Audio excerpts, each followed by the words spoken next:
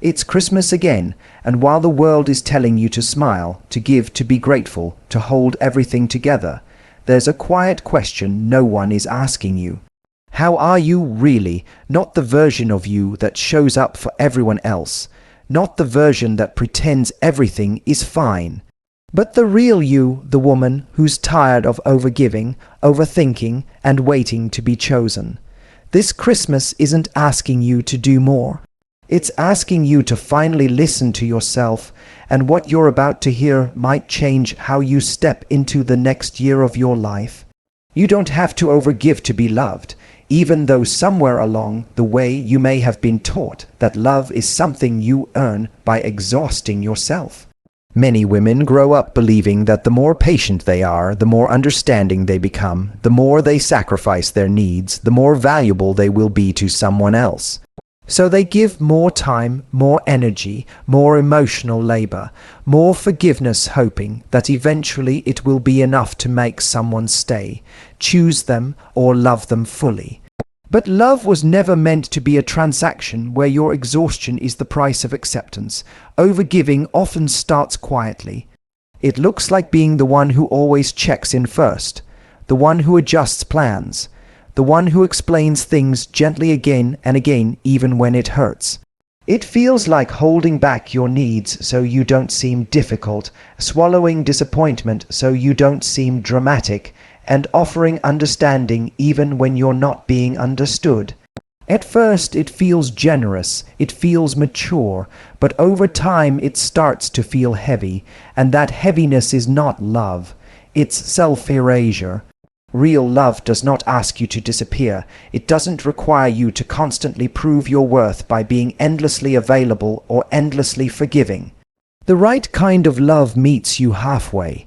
It notices your effort without demanding more. It cares about how you feel, not just about how much you can give. When you find yourself drained, anxious, or afraid to speak up because you might lose someone, that is not a sign you should give more. It's a sign you've already given too much. Many women overgive because they confuse love with responsibility. They feel responsible for other people's moods, their healing, their growth, and their happiness. They think if they just love harder, explain better, or wait longer, things will change.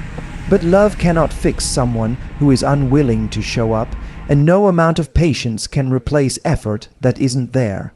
You are not here to be someone's emotional safety net while your own needs go unmet. There is a deep fear underneath overgiving. The fear that if you stop, you'll be abandoned. That if you set boundaries, you'll be seen as cold. That if you ask for more, you'll be left. But love that only exists when you are overextending yourself is not love worth keeping. The right people don't leave when you set boundaries, they respect you more, and the ones who disappear were never responding to your love anyway. They were responding to your availability. You don't need to earn affection by tolerating confusion, inconsistency, or neglect. You don't need to prove your value by being the one who always stays, always understands, always forgives. Love is not measured by how much you can endure. It's measured by how safe, seen, and supported you feel when you're fully yourself. When you stop overgiving, something powerful happens. You begin to notice who shows up without being chased. You start to feel your own energy return. You realize that love feels lighter when it's mutual, calmer when it's consistent, and stronger when it's rooted in respect. Choosing not to overgive is not about loving less. It's about loving in a way that doesn't cost you your peace. You are allowed to want reciprocity. You are allowed to rest. You are allowed to say, "This doesn't feel good to me," without apologizing. Love that is meant for you will not require you to shrink, suffer, or silence yourself. It will meet you where you are, not where you're depleted. And the moment you believe that, you stop chasing love, and you start attracting the kind that stays. Your worth is not defined by who stayed, even though it can feel that way when someone you cared about chose to walk away. When people leave, it's easy to turn their absence into a story about yourself. to believe that if you had been better, prettier, calmer, more patient, or less demanding, they would have stayed. But the truth is, someone's decision to stay or go is not a measurement of your value. It is a reflection of their capacity, their readiness, and their willingness to meet you where you are. So many women quietly carry the weight of other people's choices as if they are personal failures. They replay conversations in their minds, searching for the moment they should have said less or done more. They romanticize what could have been and blame themselves for what wasn't. But relationships don't end because one person wasn't enough. They end because two people were not aligned in effort, timing, or emotional availability, and no amount of self-criticism can turn misalignment into love. It's important to understand this. People don't always leave because you were too much. Sometimes they leave because you required more than they were willing to give. Sometimes you asked for consistency, honesty, or emotional presence. And instead of rising to meet you, they stepped away. That is not rejection, that is clarity. When someone disappears at the point where you start honoring your needs, they are showing you the limits of their capacity, not the limits of your worth. Staying is not proof of love either. Many people stay in relationships out of comfort, fear, convenience, or habit. They stay while withholding effort, affection, or commitment. They stay physically but leave emotionally. So, measuring your value by who remained can be just as misleading as measuring it by who left. Love is not proven by proximity alone. It is proven by presence, care, and consistency. There is also a quiet strength in being left that we don't talk about enough. When someone walks away, they create space for you to stop shrinking, space to stop overcompensating, space to finally see yourself without the constant need for validation. Their absence can become an invitation to reconnect with who you are when you're not trying to be chosen. And in that space, many women rediscover their voice, their standards, and their sense of self. You were worthy before they arrived, and you remain worthy after they're gone. Your kindness, intelligence, depth, and love did not disappear with them. What changed was the dynamic, not your value. And if someone couldn't see what you brought to the table, it doesn't mean the table was empty. It means they weren't able to appreciate what was offered. It takes courage to stop internalizing other people's decisions, to say, "This hurt, but it does not define me," to grieve what you hoped for without turning that grief into self-blame. Healing begins when you separate your identity from the outcome of a relationship and remember that being chosen by the wrong person is not a victory. The right connections don't require you to prove your worth by surviving abandonment. They don't leave you questioning your value or replaying your mistakes in your mind. They stay not because you begged, changed, or overextended yourself, but because they see you clearly and choose you freely. So if someone left, let that be information, not a verdict. Let it teach you what you will no longer tolerate, not what you lack. You are not behind, you are not unlovable, you are not too much or not enough. You are simply on a path that is refining your standards and guiding you closer to people who don't make you question your worth, because they never put it on trial in the first place. Choosing yourself is not selfish. Even though many women have been taught to believe that prioritizing their own needs is something to feel guilty about. From an early age, you may have learned that being loving means being accommodating, that being kind means putting yourself last, and that being a good woman means being endlessly available. Over time, this message settles in quietly and convinces you that self-sacrifice is the price of belonging. But choosing yourself was never meant to take love away from others. It was meant to keep you connected to yourself. So often, women wait for permission to honor their needs, permission from a partner, from family, from society. They postpone their rest, their dreams, their boundaries, telling themselves they'll focus on themselves later, after everyone else is okay. But later rarely comes, and what gets lost in the waiting is not just energy, but identity. When you constantly abandon yourself to keep the peace, you don't become more loving. You become resentful, exhausted, and disconnected from who you really are. Choosing yourself does not mean you stop caring about others. It means you stop caring at your own expense. It means recognizing that your needs are not an inconvenience and your limits are not a failure. When you say no to what drains you, you are saying yes to your well-being. When you ask for more respect, more honesty, or more effort, you are not being demanding, you are being clear. And clarity is one of the most loving things you can offer, both to yourself and to the people in your life.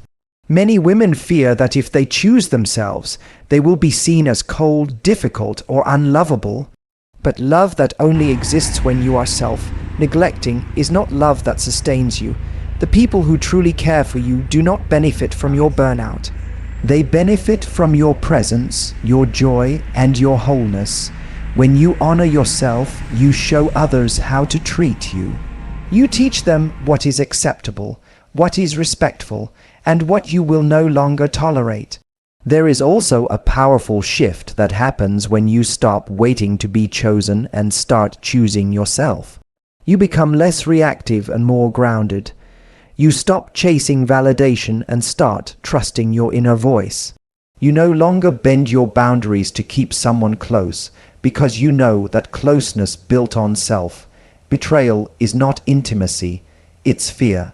And as that fear fades, something steadier takes its place, self-respect. Choosing yourself often means disappointing people who were comfortable with you having no limits. It means stepping out of roles where you were valued only for what you gave, not for who you are. That can feel uncomfortable at first. Guilt may show up, doubt may follow, but discomfort is not a sign you're doing something wrong, it's a sign you're doing something new. Growth often asks you to release familiar patterns before it offers you peace. When you choose yourself, you stop negotiating your worth. You stop explaining why you deserve basic care and consideration. You allow yourself to rest without earning it, to walk away without over-justifying, and to want more without apologizing. This is not selfishness, it is self-trust. It is the understanding that you are responsible for your life, your energy, and your happiness. And here is the quiet truth. The more you choose yourself, the more aligned your relationships become. You attract people who respect your boundaries, meet your standards, and value your presence without demanding your depletion. Love becomes something you share, not something you sacrifice yourself for. Choosing yourself doesn't make you harder to love. It makes it possible for the right love to find you and stay. This Christmas is a reset, not a review, even though the end of the year has a way of making you feel like your entire life is up for judgment. As the calendar closes and the celebrations begin, there is an unspoken pressure to look back and measure everything: what you achieved, what you lost, who stayed, who left, and whether you should be further along by now. It can feel as though December is asking you to present a report card on your life. But Christmas was never meant to be a verdict on your progress. It was meant to be a pause, a breath, a moment to begin again. So many women enter this season carrying quiet disappointment. They scroll through photos of other people's milestones and wonder why their own life feels unfinished. They replay the plans they had at the start of the year and focus on what didn't happen rather than what did. But growth does not always look like achievements you can post or goals you can tick off. Sometimes growth looks like surviving a difficult season, leaving something that was hurting you, or learning to listen to yourself for the first time. None of that shows up neatly in a year. In summary, yet all of it matters. A reset is different from a review because it does not ask you to justify where you are. It doesn't require you to explain why things took longer than expected, or why certain chapters ended the way they did. A reset simply says, "You are here now, and that is enough." It invites you to release the weight of comparison and self-criticism, and to meet yourself with honesty instead of judgment. You don't need to punish yourself for what didn't work out in order to move forward. This Christmas, you are allowed to stop rehearsing your regrets. You are allowed to stop turning every mistake into a life sentence. The past year was not a test you failed. It was a series of experiences that shaped you. Some taught you what you want. Others taught you what you will never accept again. Both kinds of lessons are valuable, and neither requires you to stay stuck in self-blame. A reset also means letting go of the belief that you must enter the new year perfectly healed, perfectly confident, or perfectly certain. You don't need to have everything figured out to begin again. You just need to be willing to move forward with more self-awareness than you had before. Progress is not about dramatic transformations. It's about small, honest shifts. Choosing rest over burnout, clarity over confusion, and self-respect over familiarity. Christmas reminds us of warmth, light, and renewal for a reason. It arrives in the darkest part of the year to show us that light does not wait for perfect conditions. It appears anyway. In the same way, you do not need to wait until your life feels complete to offer yourself kindness and hope. You can start where you are with what you have and trust that movement matters more than perfection. If this year broke you open instead of building you up, that doesn't mean it was wasted. Sometimes things fall apart so you can stop holding onto what no longer fits. Sometimes endings are not failures but redirections. A reset allows you to see that clearly without shame. It allows you to close the year gently instead of harshly. So this Christmas, give yourself permission to begin again without rewriting your entire past. Let it be a moment of softness, not self-judgment. A moment to release what you're carrying and to step into the next season lighter than before.